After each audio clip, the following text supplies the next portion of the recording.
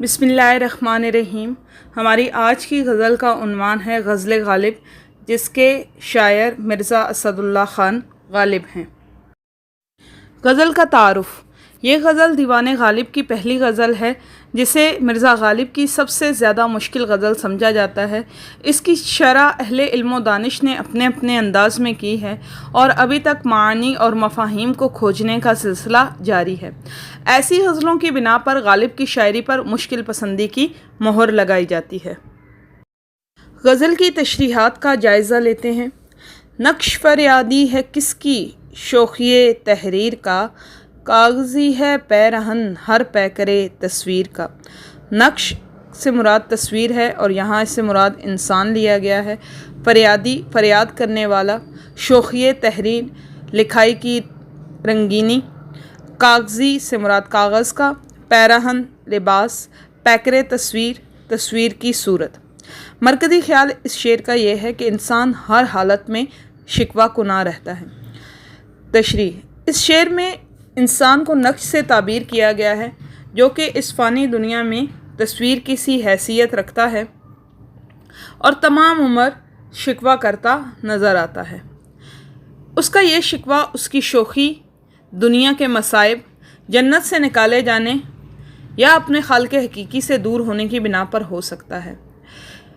مرزا غالب نے شعر کے دوسرے مصرعے کے بارے میں یہ وضاحت دی تھی کہ ایران میں ایک فرضی روایت کے مطابق بادشاہ کے دربار میں فریادی کاغذ کا لباس پہن کر دربار میں فریاد لے کر جاتا تھا۔ اس شعر میں بھی اسی طرف اشارہ کیا گیا ہے اور انسان کو کاغذی پیرہن والا قرار دیا گیا ہے جو کہ ہر وقت اپنے بادشاہ یعنی کہ پروردگار کے دربار میں شکوہ کرتا ہوا دکھائی دیتا ہے۔ کاو کاوے سخت جانی ہائے تنہائی نہ پوچھ، صبح کرنا شام کا لانا ہے جوئے شیر کا۔ کاو کاو سے مراد ہے کھودنا، سخت جانی سے مراد محنت ہے اور جوئے شیر سے مراد ہے دودھ کی نہر۔ جوئے شیر دراصل ایک تاریخی واقعے کی طرف اشارہ کرتی ہے جو کہ ایک عشقیہ داستان ہے۔ یہ داستان ایران کے ملک سے منسوب ہے۔ شیریں اور فرہاد کے عشق کی داستان ہے جہاں فرہاد نے شیریں کو پانے کے لیے دودھ کی نہر کھودنے جیسا مشکل کام اپنے ذمہ لے لیا تھا۔ شاعر کا کہنا ہے کہ ہجر کی حالت میں وقت گزارنا دودھ کی نہر کھودنے جیسا مشکل ہے۔ حالت فراق یعنی جدائی میں وقت گزارنا بہت مشکل کام ہے۔ شاعر کا کہنا ہے کہ تنہائی کی تکالیف برداشت کرنے کے بارے میں مجھ سے سوال مت پوچھو، یہ ایسے ہی ہے جیسے فرہاد نے دودھ کی نہر کھودنے کا دشوار اور ناممکن کام اپنے ذمہ لے لیا تھا۔ اسی طرح تنہائی میں اور اکیلے پن میں وقت گزارنا، اپنے محبوب کے بغیر وقت گزارنا اتنا ہی مشکل اور ناممکن کام ہے۔ اس شعر کے اندر دو صنائع استعمال کی گئی ہیں۔ جوئے شیر صنعت تلمیح ہے اور صبح اور شام صنعت تضاد کی طرف اشارہ کرتی ہیں۔ جذبہ بے اختیار شوق دیکھا چاہیے، سینہ شمشیر سے باہر ہے دم شمشیر کا۔ سینہ شمشیر سے مراد ہے تلوار کا قبضہ اور دم شمشیر سے مراد ہے تلوار کی نوک۔ اب شاعر کا اس شعر کے اندر کہنا ہے، شعر کا مرکزی خیال ہے کہ قاتل کی یعنی محبوب کی تلوار بھی میرے خون کی پیاسی ہے۔ تشریح۔ شاعر کو محبوب کے ہاتھوں قتل ہونے کا بے حد شوق ہے اور دوسری طرف محبوب کی تلوار بھی شاعر کے خون کی پیاسی نظر آتی ہے، وہ میان سے باہر آ چکی ہے۔ اس شعر کی نقطہ آفرینی یہ ہے کہ تلوار کا دم اس کی نوک پر ہوتا ہے اور شاعر کو قتل کرنے کے لیے اس تلوار کا دم نکلا جا رہا ہے، اور محبوب کے قتل کرنے کے علاوہ شاعر کو محبوب کی تلوار بھی قتل کرنے پر آمادہ نظر آتی ہے۔ یہاں تلوار سے مراد محبوب کی ادائیں بھی ہو سکتی ہیں۔ آگہی دام شنیدن جس قدر چاہے بچھائے، مدعا عنقا ہے اپنے عالم تقریر کا۔ آگہی سے مراد علم ہے، دام شنیدن یعنی کہ سننے کا جال، مدعا بات، عنقا ایک خیالی پرندہ ہے جس کی پرواز نہایت اونچی ہوتی ہے اور عالم تقریر سے مراد انداز گفتگو ہے۔ مرکزی خیال لوگ جتنے بھی باشعور ہو جائیں، میرے اشعار ان کی سمجھ سے بالاتر ہیں۔ اگر شعر کے معنی کی طرف غور کیا جائے تو شاعر کا کہنا ہے کہ علم اپنے جال جتنے مرضی ہے پھیلا لے، میرے اشعار میرا انداز گفتگو عنقا پرندے کی طرح بلند پرواز ہے جو کسی کے دماغ کا قیدی نہیں ہو سکتا۔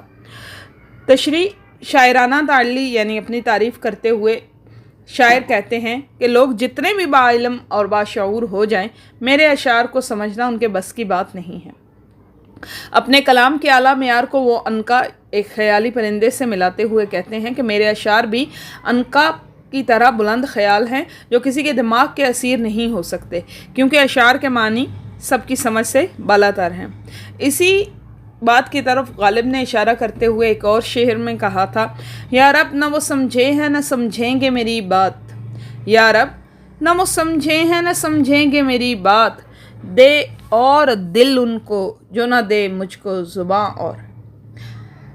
اگلا شعر ہے، بس کہ ہوں غالب اسیری میں بھی آتش زیر پا، موئے آتش دیدہ ہے حلقہ میری زنجیر کا۔ اسیری سے مراد ہے قید، آتش زیر پا یعنی کہ پاؤں کے نیچے آگ کا لگا ہونا، موئے سے مراد ہے بال، آتش دیدہ یعنی کہ آگ کو دیکھا ہوا، حلقہ دائرہ۔ مرکزی خیال اس شعر کا یہ ہے کہ معاملات دنیا قید کی طرح ہیں، اور قید بھی ایسی ہے جس میں پیروں کے تلے آگ لگی ہوئی ہو۔ غزل کے مقطع میں غالب معاملات دنیا کی طرف اشارہ کرتے ہوئے کہتے ہیں کہ دنیا کے معاملات پیروں میں بندھی ہوئی زنجیروں کی طرح ہیں، اور یہ قید بامشقت ہے۔ ایسے ہی معلوم ہوتا ہے کہ اس قید میں میرے پیروں کے تلے آگ لگی ہے، اور اس آگ کی وجہ سے پیروں کے قریب بال زنجیر کے حلقے یعنی نیم دائروی شکل میں تبدیل ہو گئے ہیں۔ اس شعر کی معنی آفرینی یہ ہے کہ معاملات دنیا کو آگ اور پیر کے بالوں کو زنجیر سے ملایا گیا ہے، جن سے رہائی تادم مرگ ممکن نہیں۔ ہاں، جب انسان اس دنیا سے چلا جاتا ہے تو معاملات دنیا سے آزاد ہو جاتا ہے، اور اس وقت یہ تمام زنجیریں بھی ٹوٹ جاتی ہیں۔ غالب کے حالات زندگی۔ نجم الدولہ دبیر الملک مرزا نوشا اسد اللہ خان غالب بہادر نظام جنگ اردو زبان کے سب سے بڑے شاعروں میں ایک سمجھے جاتے ہیں۔ ان کا نام اسد اللہ بیگ خان تھا، باپ کا نام عبداللہ بیگ تھا۔ آپ دسمبر 1797 میں آگرہ میں پیدا ہوئے۔ غالب بچپن میں ہی یتیم ہو گئے تھے، اور ان کی پرورش ان کے چچا مرزا نصر اللہ بیگ نے کی، لیکن 8 سال کی عمر میں ان کے چچا بھی فوت ہو گئے۔ نواب احمد بخش خان نے مرزا کے خاندان کا انگریزوں سے وظیفہ مقرر کرا دیا۔ 1810 میں 13 برس کی عمر میں ان کی شادی نواب احمد بخش کے چھوٹے بیٹے مرزا الہی بخش خان معروف کی بیٹی امراؤ بیگم سے ہو گئی۔ شادی کے بعد انہوں نے اپنے آبائی وطن کو خیر آباد کہا اور دلی میں مستقل سکونت اختیار کر لی۔ شادی کے بعد مرزا کے اخراجات بڑھ گئے اور وہ مقروض ہو گئے۔ اس دوران انہیں مالی مشکلات کا سامنا کرنا پڑا اور قرض کا بوجھ مزید بڑھنے لگا۔ آخر مالی پریشانیوں سے مجبور ہو کر غالب نے قلعہ میں ملازمت اختیار کر لی، اور 1850 میں بہادر شاہ ظفر نے مرزا غالب کو نجم الدولہ اور دبیر الملک نظام جنگ کے خطاب سے نوازا۔ خاندان تیموری کی تاریخ لکھنے پر مامور کر دیا، اور 50 روپے ماہوار مرزا کا وظیفہ مقرر ہوا۔ غدر یعنی کہ 1857 کے بعد مرزا کی سرکاری پنشن بھی بند ہو گئی۔ چنانچہ انقلاب 1857 کے بعد مرزا نے نواب یوسف علی خان والی رامپور کو امداد کے لیے خط لکھا۔ انہوں نے 100 روپے ماہوار وظیفہ مقرر کر دیا، جو مرزا کو تادم حیات ملتا رہا۔ کثرت شراب نوشی کی بدولت ان کی صحت بالکل تباہ ہو گئی اور مرنے سے پہلے بے ہوشی طاری رہی۔ اسی حالت میں 15 فروری 1869 کو آپ نے انتقال فرمایا۔ یہ بات تسلیم شدہ ہے کہ 19ویں صدی غالب کی صدی ہے، جبکہ 18ویں میر تقی میر اور 20ویں صدی علامہ اقبال کی ہے۔ غالب کی شاعری کی خصوصیات۔ غالب پہلے شاعر ہیں جنہوں نے سب سے پہلے زندگی کے حقیقی مسائل پر غور کیا اور انہیں اپنی شاعری کا موضوع بنایا۔ غالب کی عظمت کا بڑا راز بھی یہی ہے کہ انہوں نے اردو غزل کو ذہن دیا، سوچنا سکھایا اور غور و فکر کی عادت ڈالی۔ طنز و ظرافت مرزا غالب کی فطرت ثانیہ بن چکی تھی۔ یہی وجہ ہے کہ غالب اپنے کلام میں ہر چیز پر بڑی سنجیدگی اور پاکیزگی کے ساتھ ظریفانہ وار کرتے ہیں۔